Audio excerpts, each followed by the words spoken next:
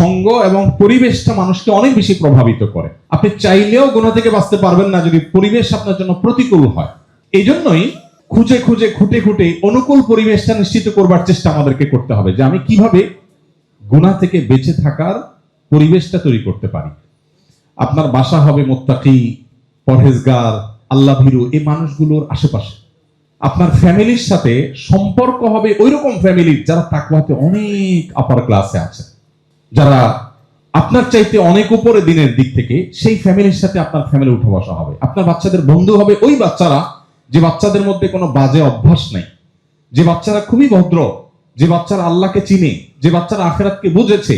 বিশেষ করে আমরা এখন যে বিশ্ব বাস্তবতা মুখোমুখি, চতুর্পাশে ওই যে গুনাহের কাঁটা, হাজার হাজার গুনাহের কাঁটা পরিকল্পনা করে এমন ভাবে সেট করা হয়েছে, এটা গাছের কাঁটা মতো না যে র্যান্ডম পড়ে আছে, বরং আমাকে এই কাঁটা ফোটাবার জন্য নানান আয়োজন আছে।